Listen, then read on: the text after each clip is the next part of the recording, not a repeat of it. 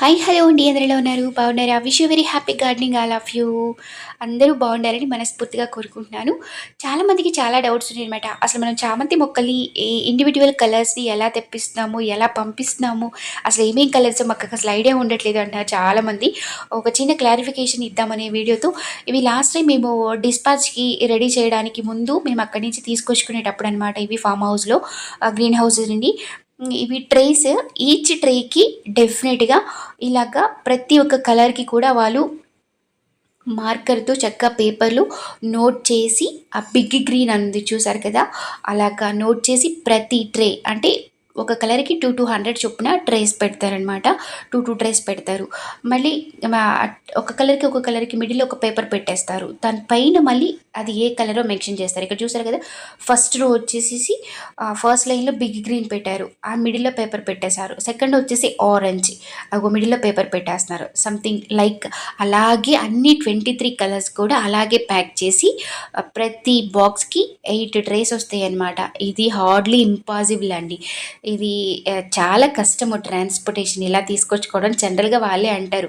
అసలు ఇలా ఎవ్వరు తీసుకెళ్లరు. మీరు ఫస్ట్ టైమ్ అడిగి తీసుకెళ్తున్నారు. మేము ఎవ్వరికైనా ఏంటి అంటే కల్టివేషన్ పర్పస్ కూడా చాలా ఒక 10 ఎకరాలు, 20 ఎకరాలకైనా కూడా గ్రీన్ హౌసెస్‌లో కూడా మేము పీకి పంపిస్తాము. అట్టపెట్టెలో ఈ బాక్స్‌లో వాళ్ళు 3000 సాప్లింగ్స్ పంపిస్తారంట.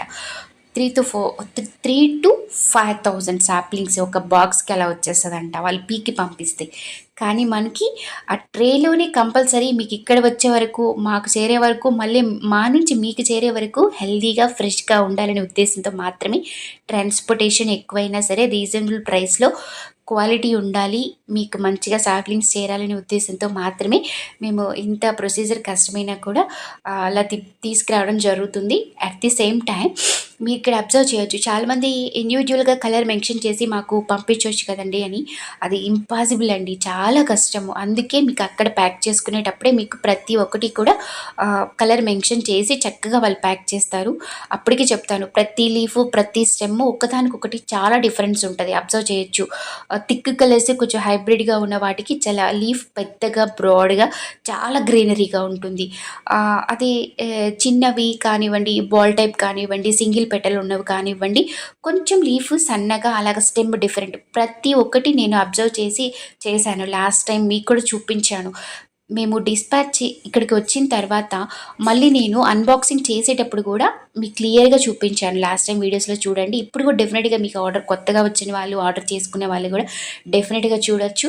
ఆ డిస్పాచ్ అది ఏదైతే ఉందో అన్బాక్సింగ్ చేసేటప్పుడు ప్రతి ఒక్క ట్రేస్, ఆ సాప్లింగ్, అది కలరు, ఆ లీఫ్ ఎలా ఉంది, ఆ స్టెమ్ ఎలా ఉంది, అది ఏం కలరు అనేది డెఫినిట్‌గా నేను మెన్షన్ చేస్తాను. మీ అందరికీ కూడా డెఫినిట్‌గా కన్‌ఫ్యూజ్ అవ్వకుండా చూడండి. మీకున్న ఈ డౌట్స్ అన్నీ కూడా ఈ వీడియోతో క్లియర్ అనుకుంటున్నాను. ఇంకొకసారి దయచేసి ఏమీ అనుకోకండి. అది ఇంపాసిబుల్ అండి. ప్రతి ఒక్క కలర్‌కి రోల్ చేసి, ప్యాక్ చేసి పంపించడం అంటే అసలు చాలా ప్రొసీజర్ అవుతుంది. ఒక బాక్స్ ప్యాకింగ్‌కి దగ్గర దగ్గర 1 అవర్ పడుతుంది అలాగా. ప్రతి ఒక్కటి రోల్ చేసి, అలా పెట్టేసి, కవర్‌లో పెట్టి, కోకోపిట్ పెట్టి ఇవన్నీ అది ఇంపాసిబుల్ అండి. అందుకే దయచేసి ప్రతి ఒక్కరూ గమనించుకోండి. ఇక్కడ చూసారు కదా! ప్రతి ఒక్క కలరు ఒక రోలు ఇలా నంబర్ ఆఫ్ ట్రేస్‌లో వాళ్ళు చక్కగా ఒక మదర్ ప్లాంట్ నుంచి స్టెమ్ కట్ చేసుకొని చక్కగా రూటింగ్ హార్మోన్ పెట్టేసి ఒక 20-25 డేస్, 30 డేస్ ఇలా షమ్మీ షేడ్‌లో పెట్టి వాటర్ స్ప్రింకిల్ చేస్తూ ఇలా గ్రో చేసి చక్కగా ఎలాంటి పెస్టిసైడ్ అటాక్ అవ్వకుండా పెస్ట్ కంట్రోల్ చేసుకుంటూ చక్కగా మనకి క్వాలిటీ ఆఫ్ సాప్లింగ్ ఎక్కడ కాంప్రమైజ్ అవ్వకుండా మనకైతే పంపించడానికి రెడీగా ఇలా రెడీ చేస్తున్నారనమాట. సో, మీ అందరికీ కూడా ఒక చిన్న రిక్వెస్ట్, ఎవరైనా ఆర్డర్ చేసుకున్న వాళ్ళు జూన్ 15-20 లోపు డిస్పాచ్ ఉంటుంది. చాలా ఎండలు ఎక్కువగా ఉన్నాయి. If it is month ending వరకు ఏమన్నా తగ్గితే బాగుండు అనుకుంటున్నాను. వన్స్ మీకు చేరిన తర్వాత మళ్ళీ ఏమైనా ఆహ్, ఇలా మొక్కలు పాడైపోయాయండి, ఇలా చనిపోయాయి అలాంటి కంప్లైంట్స్ ఏమీ రాకుండా ఉండకూడదు అని భగవంతుడిని కోరుకుంటున్నాను. రైనీ స్టార్ట్ అవ్వాలి అనుకుంటున్నాను.